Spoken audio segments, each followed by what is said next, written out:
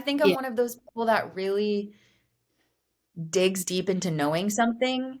And once I figured out how to do that within the walls of Christianity and within the walls of knowing the Bible, that changed everything for me. Like, I was like, oh, this is where I feel closeness. Like, the more I learn about God and who He says He is, not what God has to say about me. Hello, friends. This is Susan Shull, your host for the Clean Heart Club podcast. I'm a farm wife, mom, Grammie, holy yoga teacher, and Christian life coach. Clean Heart Club is the place for you if you want to learn to live in abundance and walk in freedom to be 100% your true self. I can't wait to share with you guided meditations and sacred story interviews with some of my favorite people. Wherever you are on your path, I'm excited to join hands as we allow our loving Heavenly Father to clean up our hearts and we start living the adventure of our lives with joy and gratitude. This is going to be fun. Hey, Clean Heart Club listeners, we are so tickled that you are joining us today for this conversation that I'm going to have with one of my favorite 20-somethings, Katie Martin. I'm tickled that Katie would spend an hour talking to someone who's her mom's age, or I'm probably older than your mom, whatever. But You're like 35 to me. I don't even know how old you are. I don't know. I consider Katie to be a friend, and I love her, and I know you're going to love her. So let me introduce to you. Oh, I forgot to say how we met. Well, go ahead and introduce yourself, Katie, and then we'll talk about that. And I'm taking the scarf off. I'm hot. Hey, hi everyone. I'm Katie. I am referred to often in our circle as one of the 20-somethings, probably because I'm 27. Susan and I met through Life Mentoring School where we both work. So me and Emmy, one of my friends, and Sydney and Kylina, we're like the younger crew, and so we're often called the 20-somethings, which I actually love because I mean, one of my favorite things to talk about is being 20-something in this world. So, yeah. So won't it be fun to compare? I think it'd be so interesting to compare what it's like to be a woman in the world in 2025 at your age Yeah. and at my age and what we have in common and all that. So Yeah. Katie is like the marketing Yes. I do whiz. well, Wiz is generous, but yes, do the marketing for Dr. Edie. So I help with the social media, the launch campaigns, the email marketing, pretty much anything she asks me to do, I just say yes and then show up and make it happen as to the best of my ability for her with the skills that I have. So whatever you want to title that job as, I feel like I don't even know what to call it. Marketing coordinator, maybe, marketing director, I don't know, Yes. something like that. So good. So good. Katie knows her stuff and she has a heart for a lot of the same things I do. So Katie, True. I should say that we've gotten to spend some time together on retreats with the team with Life Mentoring School. And she really is. I just love you. I just love you too. Here's what people really need to know about you and I is that your listeners need to understand how obsessed I am with you because I feel like everyone knows how obsessed I am with you. And people will say, like, no, she is. It's true. Like, I'll say, oh, I'm obsessed with Susan. And someone will immediately back me up. Like, no, it's like I've heard Dr. Edie be like, no, she actually is obsessed with her. She talks about her when she's not around. Like, she literally loves her. I just think Oh you're so cute and you're such a delightful person. It's so, my your energy is so good. That's what people need to know is that when they're listening to your podcast, they're tuning into like a really genuine, amazing person. And that's how I feel. God. So You're I'm so just drawn to sweet. you. You're so sweet. Oh, Okay, it's so Katie, let's start with our faith stuff. So I know okay. you're a believer. Yes. So do you consider that you're on the start of your faith journey or do you feel like you're like well on your way? That's such an interesting question because I feel like everyone's faith journey kind of just goes like this, at least at my age. Like, you have to think about here, I'll tell you a little bit about how I know Jesus and like came to the faith and everything like Mm-hmm. that. So I grew up in a church where everyone was believers. I went to church every Sunday, every Wednesday, was really involved in my church, a non-denominational church, in Tennessee. So, I mean, the thing about living in Tennessee is really blanket statement, everyone's a Christian. So like being Christian is very normal in Tennessee. You don't often meet someone that's like, no, I don't believe in God. So that was my upbringing. My upbringing was like, there was never any questioning, never any other option. I got baptized in the fifth grade. At fifth grade knew what that meant. And it was very emotional for me, like a very big deal. And then, of course, you grow up a little bit and you kind of get submerged into like the culture of life and you start to question things and form your own opinions. I would say that there were drier spells. And then in college, I worked at this Christian camp that had me on fire for like 3 years of just like constantly in it. And then I got into a relationship where he wasn't really, I mean, he was a Christian, like everyone else says that they are, but not really. Like there was no following Jesus and there was no like active attempt to know the word or have any closeness to what it really means to like have a relationship with God. So then I kind of fell out again just being with that person. Not fell out of faith. I've never not believed in God, but in college I also got a liberal arts degree with philosophy minor while I was dating this person. So Okay. there was like some subconscious deconstruction and reconstruction. And I kind of feel like maybe I'm the kind of person that's always deconstructing something I've learned and reconstructing it based off something new that I learned. And now I feel like I'm at a very much more, I'm 27. So I feel like I'm getting to a place where I know who I am better. And that is heavily informed by how much I know about God and who God is, because we are made in his image and in his likeness. And that is kind of forming like, oh, actually, this is what I believe. So I would say it's been very up and down my whole life, but never like fully out of faith or fully, I don't know, like I've never not believed in the Lord, but the Hmm. closeness I've had to him has definitely changed like this kind of throughout Yes. my life, which I just think that's normal. Like I really do. I just think it's normal. So, Hmm. and I'm okay with it. Like it's like fine. And I think I'm Yeah. one of those people that really digs deep into knowing something.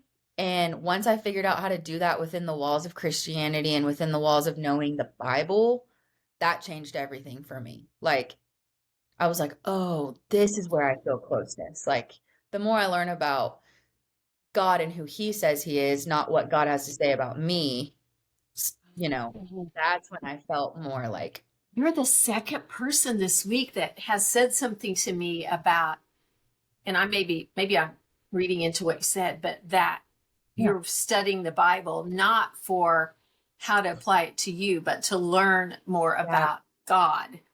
yeah, it changed everything for me. So Sydney, we both know Sydney. She now works for Life Mentoring School, in the Facebook group and stuff, but she has led a girls' Bible study for us for 2 years. And we have followed a Jen Wilkin study both years through Genesis, and now we're in Exodus. And one of the principles that Jen teaches is the first thing you ask when studying the Bible is not what does this say about me? Because that's our first instinct, right? To go, oh, Mm. quickly, how can I apply this to me? Like, Yes. What is there for me to right, do?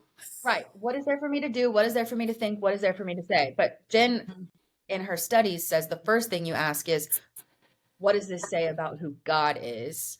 Then you say, what is the context? So what does this say about the people in the actual story? Like, what does it say about who they are? And then you can say, now, what does this say about me?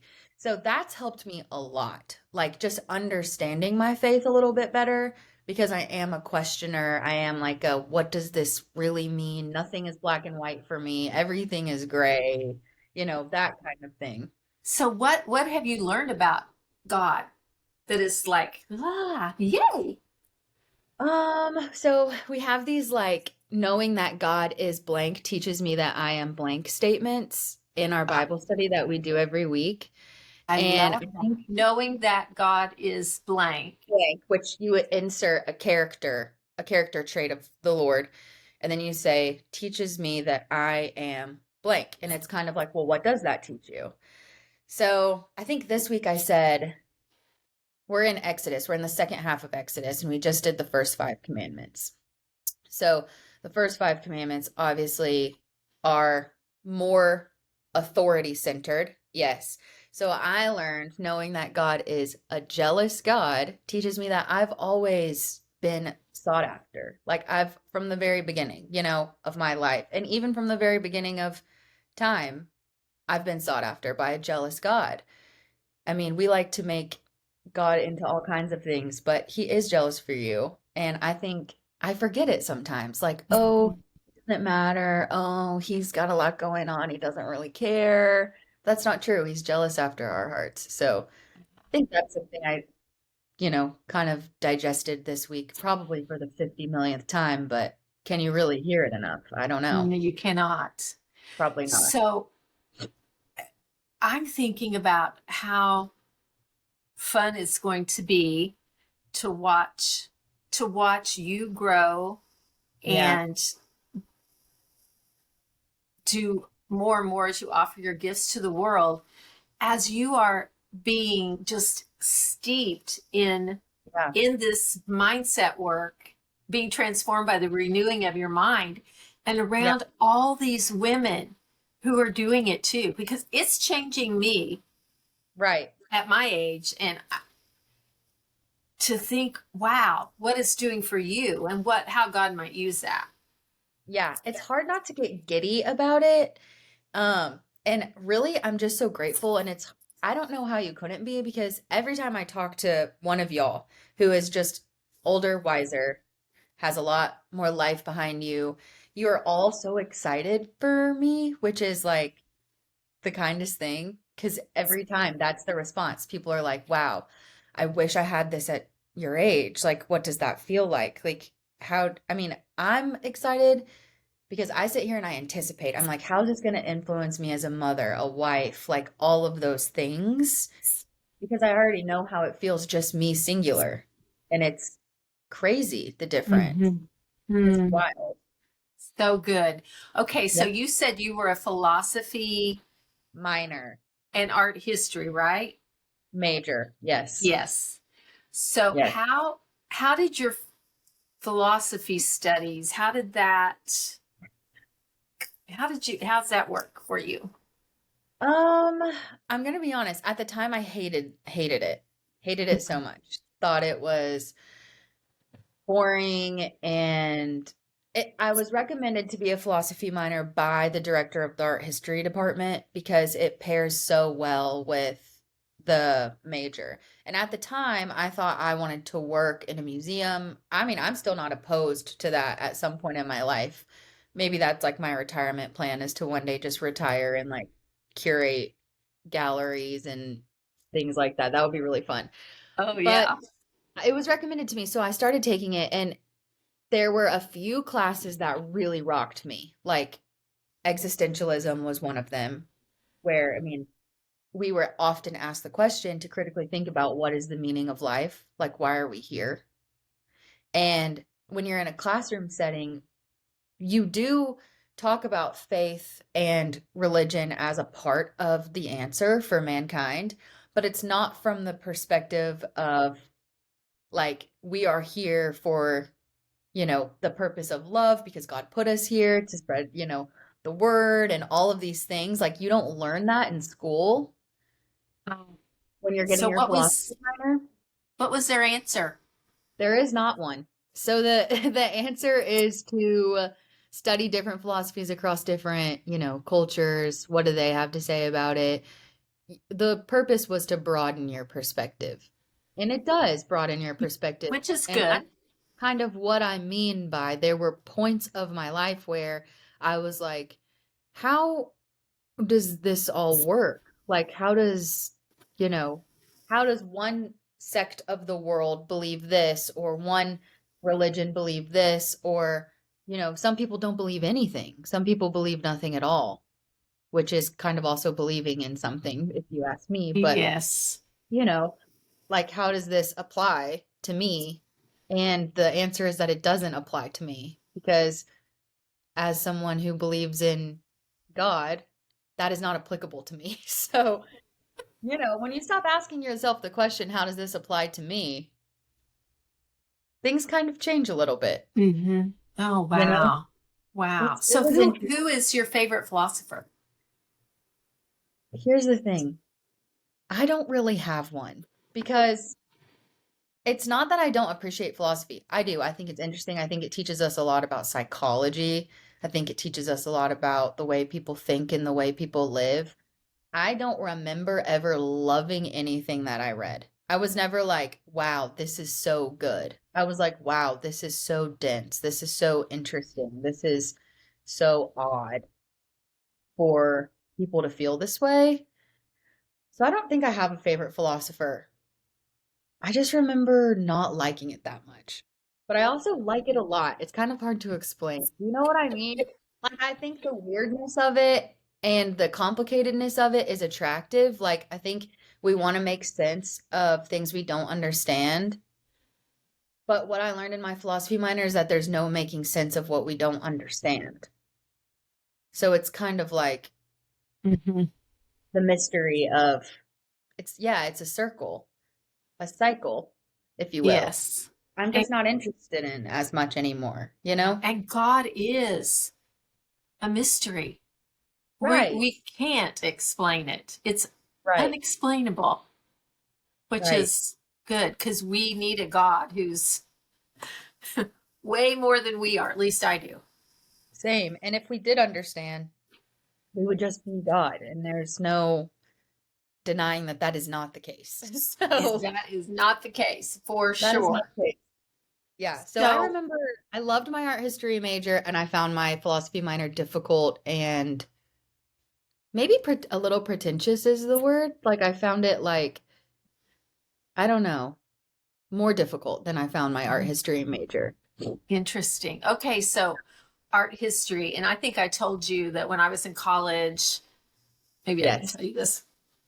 Well, I'll tell the listeners that I took an art history class that met on a Friday at 3 p.m. and I think I went twice and I took the final. I got a D in the course. I knew nothing. Right. And that is one of the classes that I would love to go back and take again because I love art now and Yeah. I'd like to be smart about it. So Yeah. who's your favorite artist? Okay. Like, historically or right now? Either way. Okay, let me think. I studied a lot How of like about both and? Okay, I studied a lot of like Renaissance period art. So I was studying a lot of like Botticelli. I mean, like, mostly he was probably my favorite. I think he was so interesting. Um, and What just was his like the birth subject? the birth of Venus. So, I mean, think you have to think about the Enlightenment and the Renaissance in general. The subject was the evolution. It was like the enlightenment of man. So it was like it was like we are made for more than this kind of situation, where they all decided that they were going to get into philosophy, and they were going to get into like, what is the purpose of all of this? And they were going to evolutionize industrially for maybe the first time. Um, there was a lot of social class stuff going on. Like, people wanted to go to school and learn and become the greats of things for the first time, probably. Like, there was this major just questioning happening. People were like doing this thing in culture that we do now, but maybe really for the first time, breaking away from total church control. Like, what is the actual purpose of life? I mean, kind of like the Catholic Church breakage off Okay, was so going did to that follow. happen? I'm going to show my ignorance here. I should know No, it's this. okay. I hope I remember what you're about to ask me. But how does that Renaissance period relate to when Martin I- Luther? It either is directly before or directly after. Okay, so they are kind of Okay, yeah, look it up. Is it before? That was in the Here's 15 or here's how much I 6. don't use my major anymore. Okay, so it was before. So it was the century before. That's right. So this is probably what led up to that. So Okay. the breakage from the Catholic Church, but also still a lot of Catholic Church control. Like they were finding out there was corruption, kind of this is when they were really developing science and philosophy and what does all of this actually mean Yeah. if you take away the context of religion. Yeah. It was So interesting. fascinating time period. Oh, fascinating time period. And really, I think why I loved it so much is that the art was weird. It was really, really weird. Like, because they were straying away from art previous to this was very religious. Like, all of it had a purpose. It was very political, honestly. Like, it served its purpose of either you were showing wealth and high stature by having portraits privately painted for your home, or the art was for the church and it was to tell historically, what was happening in the church, what was happening in the Bible, what was And happening. there was no printing press yet, right? Oh no, yeah, no printing So press. It art was their was, way of making sense of the world, you know. yes, and telling the stories. Right, and telling the stories, right. And so then the Enlightenment happens, the Renaissance happens, and people start making the weirdest stuff. They start making art about, you know, the state of their economics. They start making art about, criticizing biblical stories where it just gets odd. Um, People start taking the high status stuff more importantly, like more seriously. So then they start like getting these portraits made for their homes to be displayed publicly, which was a big deal. Um, and in that, they wanted, I mean, you have to think like if you were going to have something made to hang public in your home, but it was a portrait of your family, would you not alter, like, hey, maybe, add this so we look richer, or take this away so we look You'd use a better? filter. Right, it'd be a filter. And the things that were important to them were just weird. So it was just cool to study. Like it was fun to see, you know. Okay, this is making me think about on Schitt's Creek in that the very first episode when did you watch that show? I've seen the first season of it, but to say what you're going to say because I don't know Where if I remember. they had the huge family portrait and it Yes. was like the size of a whole wall and yeah. Exactly. And I mean, there in some cases people still follow this tradition. It's kind of interesting, So actually. were you more drawn to portrait painting or landscapes?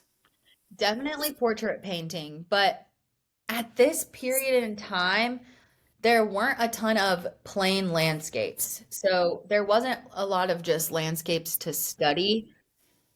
I think until Impressionism,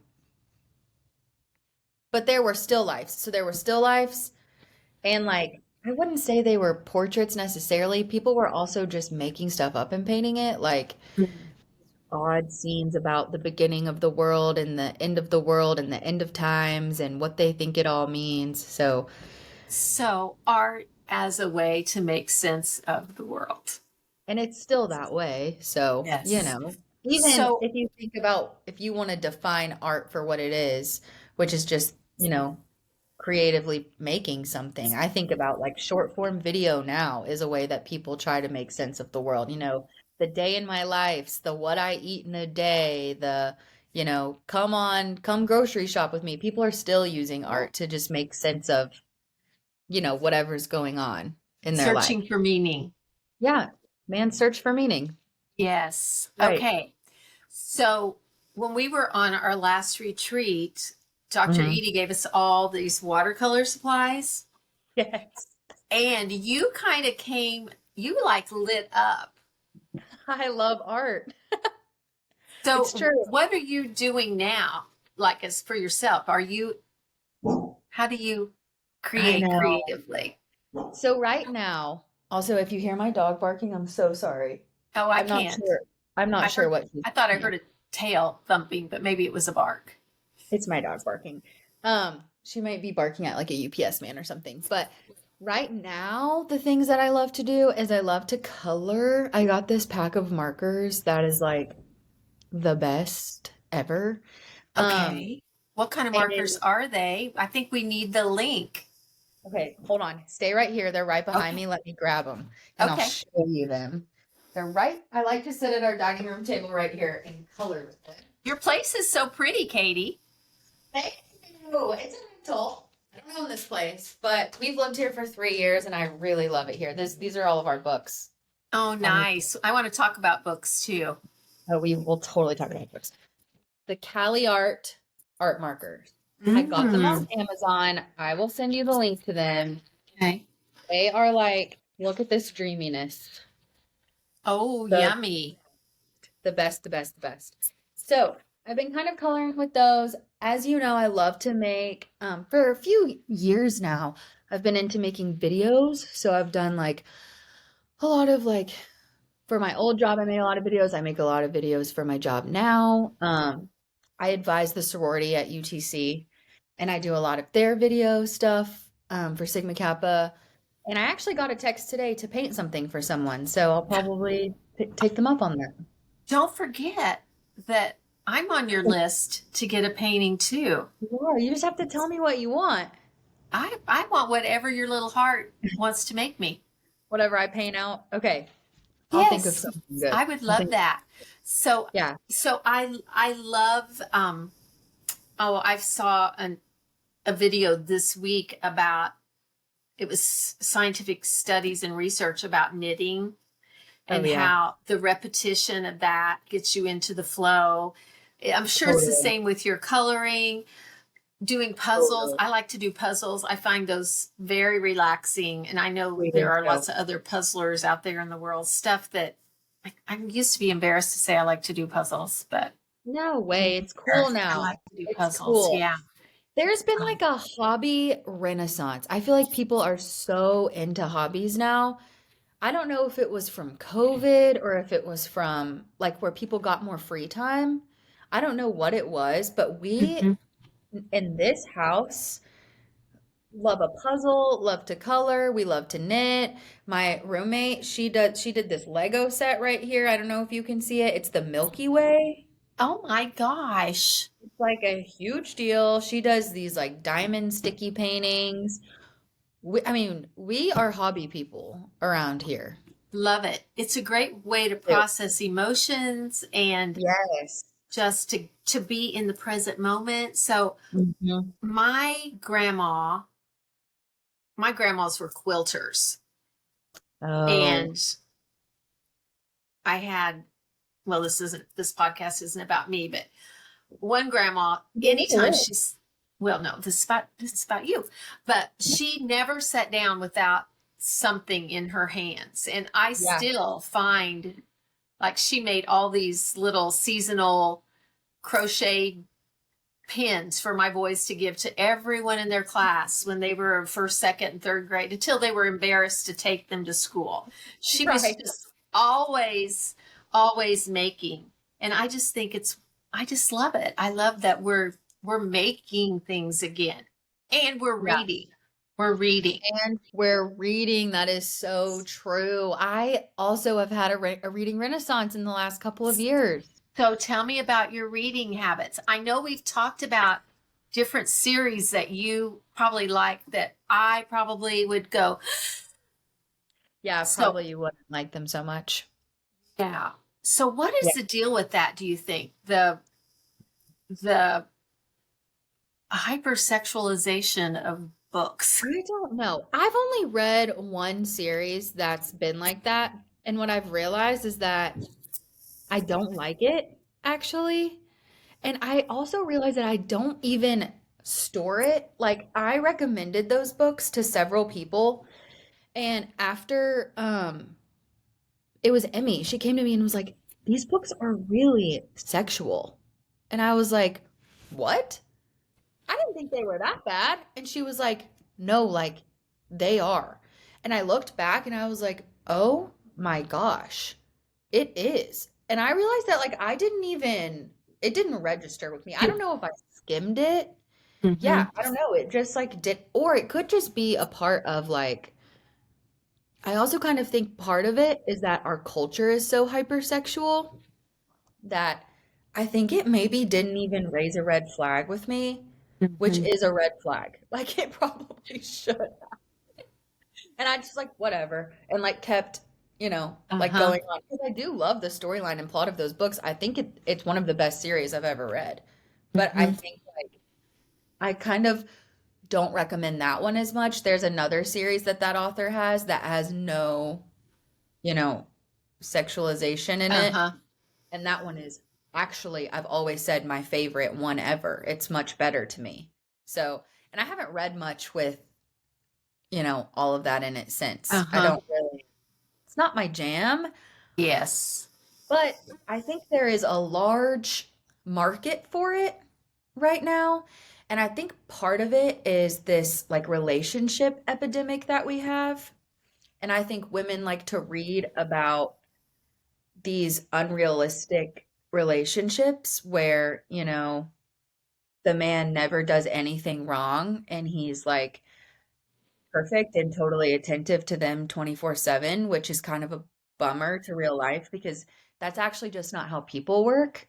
No, And so it it's like, isn't. Setting I yourself don't, up for yeah, I don't know if disappointment. the like it's romanticized a lot. And I don't know if that has something to do with it. I mean, I caught myself like in like eighth grade, I was reading the Twilight series. Like I really loved it. And I was like, why do I love this so much? And I'm like, oh, it's because he literally only has one thought and it's about her 24/7. There's like no other like Oh, wow. thought in his brain.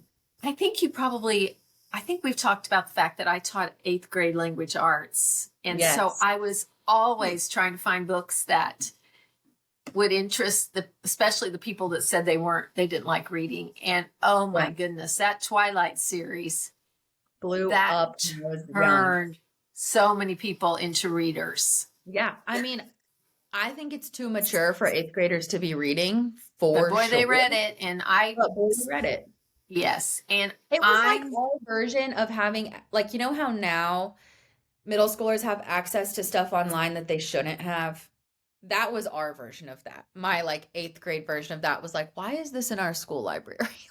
and I'm thinking, I think I kind of buried my head in the sand as a teacher, Yeah. and I didn't read those books. And maybe subconsciously I didn't read them because I didn't want to know that. But also, I trusted Scholastic. They were in our book orders. Right. So Right. I thought they were being curated, No, not really. Which and they were actually, not. I haven't read those books in so long, so I don't know how they compare to what's out there now. Like, there's a lot of really, the term in the online book community is spicy. There are a lot of spicy books out there. Um, that I don't find myself gravitating toward. Mm-hmm. So So, I don't know. who is your favorite author? What's your favorite genre? What are you reading now? I kind of love epic fantasy novels, and really I love epic fantasy series. So the reason I love that Sarah J. Maas author so much, who did write that one series that was very sexual, but then she has this other 8 book series that is not, And and it's what's about it? Because I might want to read well, it. it's called Throne of Glass. I recommend it to everyone. It is Okay.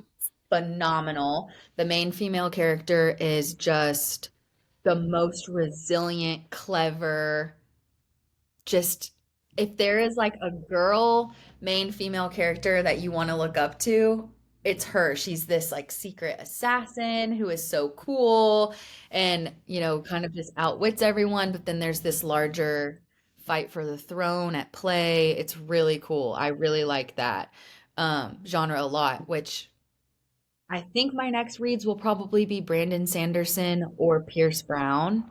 So like Is that the the Red same Rising genre? series. Yes.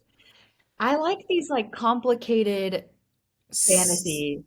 So, are they like classic good versus evil books? Like I think, yeah, it's like classic good versus evil, fight for the throne, like Hero's mul- Journey?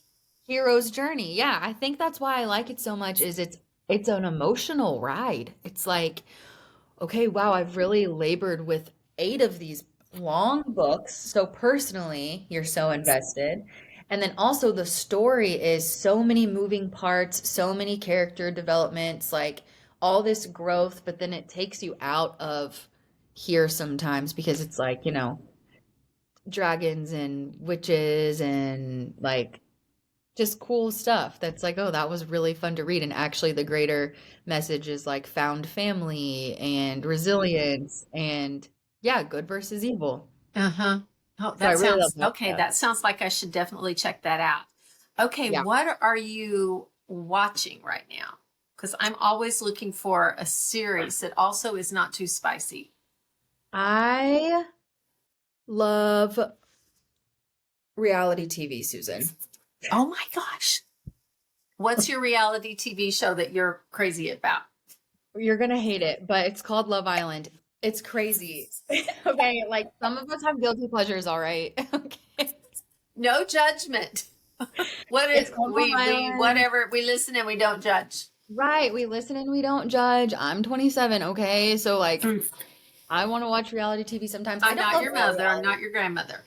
Right. I don't like Real Housewives. I don't like the Kardashians. I don't like any of that. I like reality TV where they bring in people who are literally nobodies and then they put them on these shows. It's like everything to me. I think it's hilarious to watch. It's so interesting. Love Island is like a dating show where they bring in all of these random people and they put them in a villa for like 4 weeks together and like make them date each other and like play games and then vote them off. It's seriously trash TV, but it's so good. Like I can't stop watching it. I think about it all day. Oh my gosh. Do you watch Married at First Sight? No, I don't, but I see it on my Instagram all the time. I I can got tell hooked you on that that show. I can tell you real TV shows that I've actually enjoyed that aren't reality TV, like in the past. Like, okay, actually, I'm also rewatching Gilmore Girls right now, and I love Gilmore Girls. It's such a feel good, clean show to watch that you can just like put on, and it's like, oh, I can do my hair while this is on, or I can like, clean the house, or just sit there and watch it. So I also really love Gilmore Girls. So if you haven't watched that, you should. I haven't gone all the way through that, but That I one's have good. watched a lot of those with one of my granddaughters, So good. It's like a which was feel fun. good show. Yeah, Yes, it's yes. a feel good. Popcorn But and Gilmore Girls. It's a good combo. yes, Okay, exactly. so I know you love Taylor Swift. It's true. It's true. So tell our listeners just a little bit about the concert that you went to see her in France. Okay, so my friends are crazy. And basically one day we were like, hmm, I wonder if we could get tickets to see Taylor Swift in France. Like, probably not. We probably couldn't. But if we tried, or if we didn't try, would we regret not trying? So my friend Sarah, she's like one of my childhood best friends, and she's also a major Swiftie. All my friends are Swifties, like that went to France. So basically, one day she's just like trying to get, by the way, to get Taylor Swift tickets anywhere is like the fight of your life. So the fact that she could do this was a huge deal. For me to go in the United States, I waited in a queue for 7 hours. So, Oh, and did you get tickets? Were you able to yes, get tickets? yes. So I have seen her 3 times, which was awesome. But Sarah texted us and said, I got us tickets to see Taylor in Lyon, France. And we were like, okay, well, now we have to plan a trip to France. So we did. Wow. We went to France So and you Switzerland, did. and it was so fun.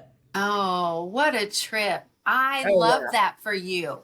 I Me love too. that for I you. spent every dollar I had to go, and it was totally worth it. And I would do it again because I'm in my 20s. I'm like, what am I supposed to Why do with my not? 20s Why if not do not? that? Make memories in your 20s. Okay. I'm We thinking. have just not too many minutes left, but I want to talk about this. Okay.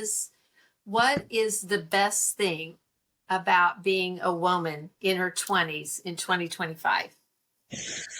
Oh my gosh. Okay, this is like my favorite topic, so I don't even know if I'll be able to give you one like cohesive answer, but I'm just going to tell you what I love about being 27 right now. And I think that it's female community. 110%. The best thing that's ever happened to me is to have the friends that I have. So like living here right now at this age, it's the only time in our lives where we're going to get to be with each other like this, where like I can just, like call Emmy and be like, "Do you want to work together all day?" Like, let's go to a coffee shop all day long and sit there. Or I'm home and I can text my roommate and say, "Do you want to watch Love Island before you go to the gym?" Like, we're never gonna live together again in our life, probably. So Yes. to be able to be with each other and just have that like real girlhood is kind of a buzzy word for girls in their 20s right now. Is like, this is girlhood. Like, this is what it means to be a girl. And it's like, it really comes down to the little stuff. It's like the Bible study I'm in, where it is not for married couples and it is just for girls in their 20s. That's a unique experience that you don't get to have again. I mean, you will have female friendship for your whole life, but it's drastically different when you Oh, get yes. married and have kids and all of that stuff. So I think it's just soaking in where you're at with the resources that we have. Like, you can go do anything and have fun with your friends. That is the best part about being in your 20s. It's a Oh, blast. I It's love just it. And fun. and everybody loves you, Katie. Oh, that is really nice. Well, it's true. It's true. That You is, are a well-loved girl. Okay, thank you. let's talk just a little bit about what is going on with Kanye West. Oh my gosh, what is going on with Kanye West? Susan, first of all, I'm glad this is going on the internet forever because I can't believe you just said that. Like, the fact that you even just said that, I have so many questions on how, okay, you want to talk about someone posing as a Christian? How are you going to release some of the most beautiful gospel I music I've love ever that. heard? I love that one song. I I know, me love it. too. And then how are you going to make your wife be naked on the red carpet at the Grammys? I don't understand what's going on with you, sir. I don't get it. I don't get it. I don't know what's going on with Kanye West, but You I need to am pray, watching. you need to pray for him today. I saw his poor wife in a baggie. Oh, she is. There is something oppressive happening there, and we need to pray for her because Yes. do you know that she was naked on the red carpet at the I Grammys? saw that. That is disturbing. It's so totally disturbing, and the look on her face. I don't know this woman, obviously, but it does not seem like she wants to be doing all of that. Uh-huh. I Do- can't imagine anyone that does want to be doing all of that. No, no. So let's just No. pause for a moment. Yeah, no, literally for Kanye West and his wife. Just so you know, you should title this episode "We're Taking a Moment for Kanye West." We're taking Maybe a I'll moment. take that advice. Yeah, like Okay. we are taking a moment. Okay. So for people who are watching this, who Hmm. are not in their 20s, Right. who are like somebody like me who does not have a clue what she's doing about any of this stuff, but is just doing it joyfully because Yeah. why not? Um, what would be like some advice that you would give to You us? mean to someone who is like, clarify. So do you mean like someone who's like wanting to like put themselves out online, or like what do you mean Yeah. by that? Yeah, I think so. I think my advice to everyone, regardless of your age, even when you're in your 20s, to someone who wants to, like, start a podcast at 55 or start a TikTok account at 30 or whatever it is that you want to do. Excuse me. It's that when you are just truly yourself, people will find you. You don't have to be good at technology. You don't have to like the cool thing. You don't have to know about you don't have to know about Kanye West, okay? You don't have to be good at any of this. But once you show up just I mean, we talk about this all of the time. Your truest, most authentic self is the most amazing thing about you. It is the most attractive thing about you. It is the most delightful thing about you. So if you're sitting there thinking, no matter who you are, why would I post about that? Why would I talk about it? No one cares. No one knows what that is. That is not true. It is not oversaturated out there for you to get out there. It is not, your group of people is waiting for you to find them. So I guess like a good little thought is my people are waiting for me and I'm willing to find them. Like just get out there, post your stuff, make your stuff, be willing to be bad at it, be a beginner. It's okay to be a beginner, 100%. And just Love it. learn as you go. Thank you, Katie. Okay, Mhm. Katie, Okay. what is your dream now? This is such great timing because I feel like I'm in one of those, maybe you'll be able to relate, phases where I like know the next thing is ready for me, like a level up is happening. So like, you kind of go through peaks and valleys where like you're a little uncomfortable and you can kind of tell like maybe it's time for me to kick this whole life thing up a notch. So I think my dreams right now include really getting good at what I do at my job. I'm very like goal work focused. I don't know if you know that about me, but I like to think Okay. a lot about like, I'm very like, when people ask me about my goals, I really think about work. So that, get really good at what I already do in life mentoring school, and how do we take that to the next level? I've been thinking about that a lot. I've been in Chat GPT a lot for that kind of stuff. But then also, I want to do social media coaching. I want to start some kind of like coaching. I know I've been getting a lot of coaching on that matter. But I want to do social media coaching, kind of like the higher level. I don't want to teach people how to use social media, but I want to coach them through like the mindset that it takes to be online, the resources. I have a lot of resources I have like just in my arsenal ready to give out. I kind of want to do one-on-one coaching for people who want to be online. That's kind of my dream right now. Oh, wow. That sounds amazing. I know. My Aline coaches me and we've been talking about it a lot. Like, what is that going to look like? What is that going to take? And you're in master coach training. So I'm kind of gonna not use master coach training, but it's really helpful for me to be in there right now to kind of see what do people need? Like this is the perfect client. Like what do women need to show up online? And kind of specifically coaches probably, because Mhm. that's what I know and what I'm good at. Um, but yeah, so start a coaching business for showing up online. I know. I love that. I I know, love me that. And too. you'll be so good at that. So good at it. I hope so. I hope people see a need. I think there's a need for it. I think, especially like midlife women, they just don't really know where to start or how Mhm. to start. And when they do know how to start, there's just a lot of mental blockage with showing up online in general. We have rejection problems. Like, we don't want to be Right. rejected from the pack, obviously. So we think, like, what are people going to think about me if I do this? What if, it doesn't Mhm. happen correctly? And what if I don't grow a following? And what if it doesn't go anywhere? And it's like, yeah, what if? Yeah. Oh, Yeah, what if? I've had to work through many of those things that you were just talking about. Right. But on the other side of that, we live in such a big world with Such a big so one. many people. And it makes me think about the Bible study that Lisa Teichmiller and I have been doing on Thursday mornings now since, well, I started a Bible study, an online Bible study during COVID Oh, because nice. I missed my Bible study so much. Yeah.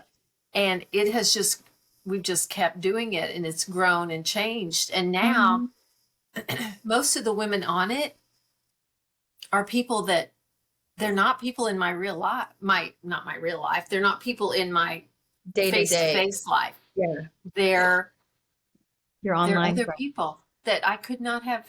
I don't know. I just feel like, okay, this God's doing this because Yeah. I couldn't have gone out and asked these people. So It's just amazing Right. to me what's possible. What's Yeah, possible.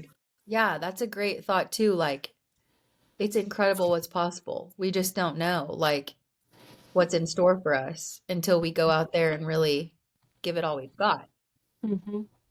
Okay, so let's end with this. What Okay. is a thought that you are practicing these days?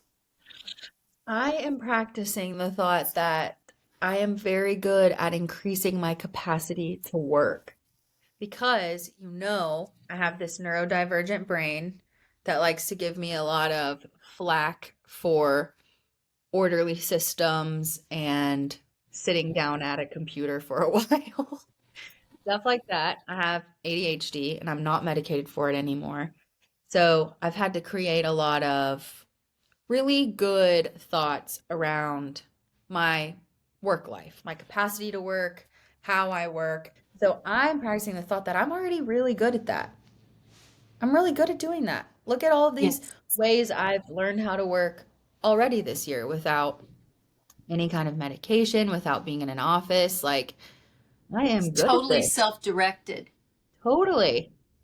I'm like, anything is possible. If I can do that, seriously, anything is possible. I'm not kidding.